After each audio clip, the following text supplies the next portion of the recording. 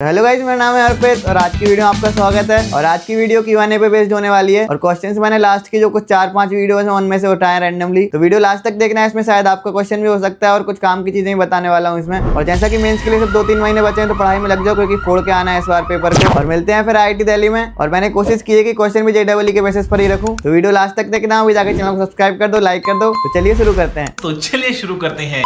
तो सबसे पहला क्वेश्चन है, भैया मेंस में कैसे अच्छे परसेंटाइल लाएं, और शायद उसके बाद वो कहना चाहते हैं कि आपके पेपर में डिफिकल्ट क्या आया था। तो मेंस में अच्छे परसेंटाइल कैसे लाएं, इसका तो एक ही जवाब है कि पढ़ना पड़ेगा। अब पढ़े कैसे? जो क्वेश्चंस आपको मॉड्यूल मिल रही हैं उनको सॉल्व करो टाइम टू टाइम, PYQs लगाओ, केमिस्ट्री की NCERT पढ़ो। और PYQ से रिलेटेड आपके लिए एक सरप्राइज भी है, वो मैं बाद में बताऊंगा। तो पहले क्वेश्चन का आंसर तो साफ साफ है, पढ़ना पड़ेगा और लास्ट मोमेंट पे आपको जितने मॉक टेस्ट हो सके वो लगाने हैं। और नेक्स्ट क्वेश्चन है जो कि मेरे पेपर में डिफिकल्ट क्या आया था। तो मेरे पेपर में सबसे डिफिकल्ट आई थी केमिस्ट्री, और मैं सबसे पहले केमिस्ट्री अटेम्प्ट करता हूँ, तो उस चक्कर में मेरा पेपर थोड़ा छूट भी गया था। पर चले, आप तीनों चीजें इक्वली प्रिपेयर करके चलना और कोशिश करना आप जो चीज पहले करते हो अगर वो चीज डिफिकल्ट आ गई और भले ही वो सब्जेक्ट आपका फेवरेट है आप उसको छोड़ सको, ईगो पे मत लेना, बहुत भारी पड़ता है। तो चलिए चलते हैं नेक्स्ट क्वेश्चन पर। और शायद इनके क्वेश्चन में भी टाइपो एरर है, पर ये पूछना चाहते हैं कि आपके साइकिल कितने की ली थी। तो मैंने साइकिल 6500 की ली थी और आपको यहीं आके मिल जाएगी वो, जिस दिन आप यहाँ पे एंट्री लेते हो। और हर IIT में ऐसा होता है कि जिस दिन आप एंट्री लेते हो उस दिन मेला लगा होता है वहाँ पे, मतलब मैट्रेस वगैरह और साइकिल्स वगैरह सब वहीं मिल जाएंगी, चिंता की बात नहीं है, एक रीजनेबल प्राइस पर। और बार्गेनिंग स्किल्स भी मैटर करती हैं फिर बाद में। पढ़ाई पर ध्यान दो, 2 महीने बचे मेंस के लिए, वो सब यहाँ पे भी हो जाएगा। तो नेक्स्ट क्वेश्चन, भैया पॉडकास्ट लाओ अपने 76% वाले भैया के साथ।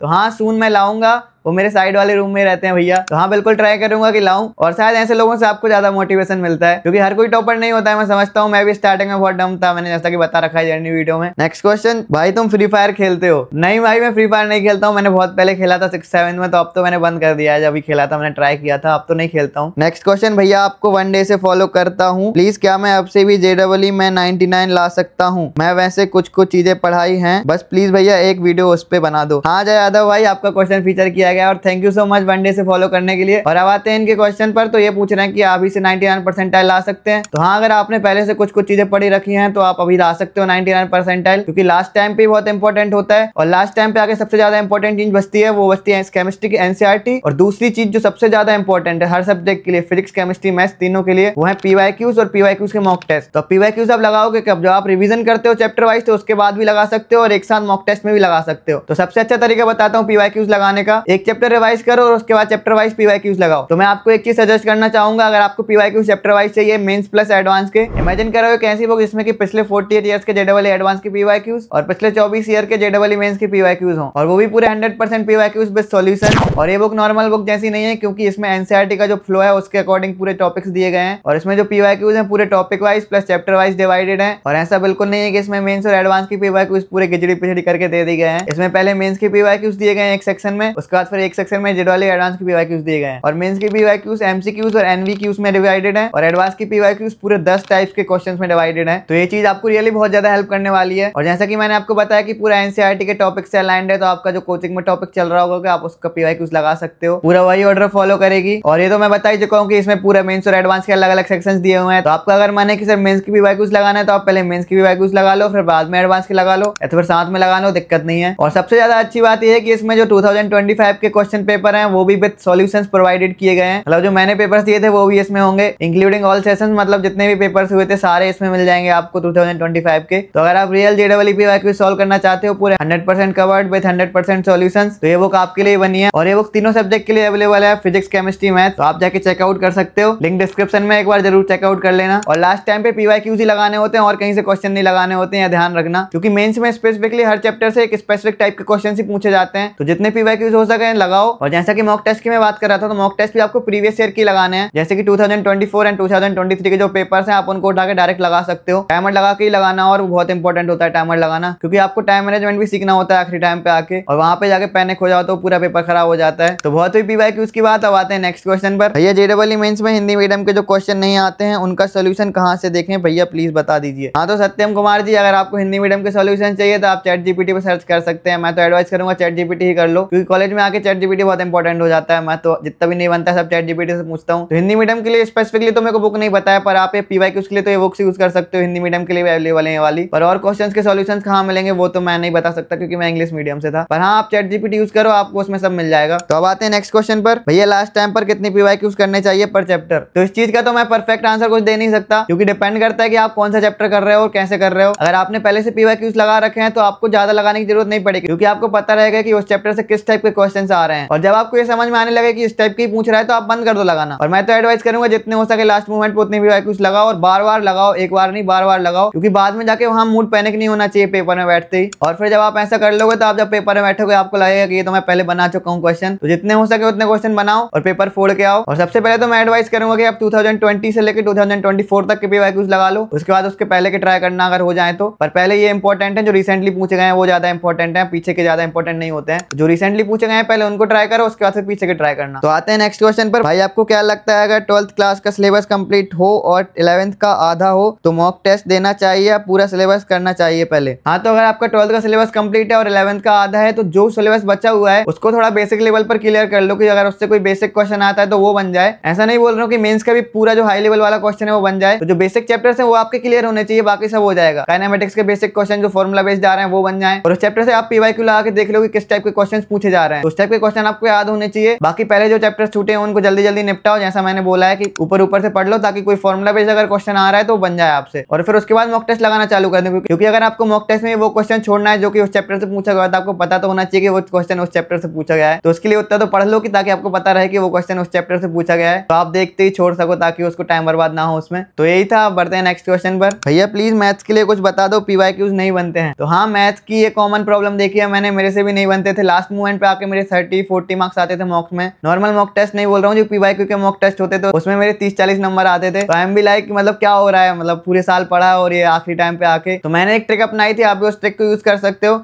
और मेरे जेन्युइनली उससे नंबर बढ़ गए थे क्योंकि उससे कॉन्फिडेंस बिल्ड हो जाता है। क्योंकि मैं पहले तो वो क्वेश्चन लगा चुका था पर मेरे को कॉन्फिडेंस नहीं आ रहा था सॉल्व कैसे करना है। और अगर आपके साथ भी वही सेम कंडीशन हो रही है तो आप ये ट्रिक यूज कर सकते हो। और मैं तो बोलूंगा कि एक बार ट्राई करके देख लो, अगर बनने लगा तो बहुत सही हो जाता है। मतलब तो आपको क्या करना है, कोई भी 4-5 पेपर उठाने प्रीवियस ईयर के और उनकी सिर्फ मैथ्स वाला सेक्शन सॉल्व करना है। मैथ्स वाला सेक्शन उठाया, 1 घंटा 15 मिनट का टाइमर लगा और आपको मैथ्स के जितने भी क्वेश्चन हैं, तो मेरे से तो 13, 14, 15 क्वेश्चन होते थे मैक्स, एट मैक्स 15 क्वेश्चन होते थे। तो मैं कोशिश करता था कि 1 घंटा 15 मिनट में मेरे 15 क्वेश्चन हो जाएं उस मॉक के, और ट्राई करता था कि वो सही होने चाहिए क्योंकि 25 में से आपको छांट के 15 क्वेश्चन करने हैं 1 घंटा 15 मिनट में। तो मेरा पहला पेपर बिगड़ा, दूसरा बिगड़ा, पर तीसरे चौथे से मेरे 50-55 नंबर आने लगे थे। और आई एम भी लाइक ये तो मेरे को पहले से आता था पर मैं नंबर नहीं ला पा रहा था, क्या पता क्यों। और फिर उसके बाद आप पूरा फुल मॉक टेस्ट लगाना चालू कर दो तो उसमें आपके नंबर आने लगेंगे। और हाँ, ये ट्रिक वर्क करती है, मैंने खुद यूज की थी इसलिए बता रहा हूँ, तो आप ट्राई कर सकते हो। तो अब आते हैं नेक्स्ट क्वेश्चन पर। भैया एक बात बताओ, केमिस्ट्री को कैसे इंप्रूव करें? मैं 11th में हूँ और मैथ्स और फिजिक्स अच्छी है बट केमिस्ट्री रुला रही है। तो इसका तो एक ही जवाब है, अगर आपकी ऑर्गेनिक केमिस्ट्री वीक है तो आप एनसीईआरटी को रट लो पूरा, स्पेशली जेईई मेंस के लिए तो रट लो पूरा। मैं मेरा केस बताता हूँ, मैं मेंस से पहले